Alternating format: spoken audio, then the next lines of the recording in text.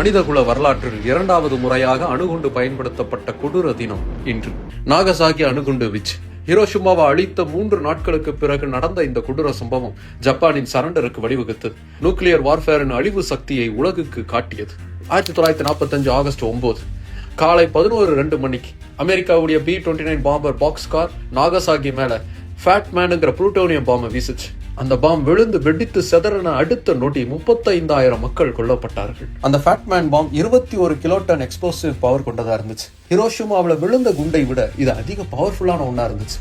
ஹிரோஷிமாவுடைய அழிவுங்கிறது எந்த அளவுக்கு கொடூரமானதா இருந்துச்சு அப்படிங்கறத பார்த்ததுக்கு பிறகும் 3 நாட்கள் கழித்து அதை விட கொடூரமான ஒரு செயலை செஞ்சது அமெரிக்கா. அந்த அளவுக்கு போர் வெறிங்கிறது அப்போ உச்சத்துல இருந்துச்சு. நாகசாகி மொத்தமா அழிந்ததுக்கு பிறகுதான் இனிமே போர் செய்வதுங்கிறது முட்டாள்தனம்ங்கிறத உணர்ந்துச்சு ஜப்பான். தன்னுடைய பேராசையை விட்டுட்டு உலகத்தின் முன்னாடி மண்டிட்டு நின்னுச்சு ஜப்பான். அதுக்கப்புறம் தான் 2ஆம் உலக போருங்கிறது ஒரு முடிவுக்கே வந்துச்சு. ஜப்பானியர்களுக்கு இழைத்த இந்த அநீதிக்கு பல வருடங்கள் கழித்து அமெரிக்கா பகிரங்கமா மன்னிப்பு கேட்டுச்சு. ஆனா தமிழர்களுக்கு ஜப்பானியர்கள் செய்த அநீதிக்கு இதுவரைக்கும் அவங்க மன்னிப்பு கேட்கவே இல்லை. அப்படி என்ன மாதிரியான அநீதியை தமிழர்களுக்கு செஞ்சாங்க, எவ்வளவு கொடுமைகளை செஞ்சாங்க அப்படின்னு தெரிஞ்சுக்கணும்னா யூடியூப்ல போயிட்டு big bang Bogan, Siam Burma ரயில் பாதைன்னு சர்ச் பண்ணுங்க, உங்களுக்கே தெரிய வரும்.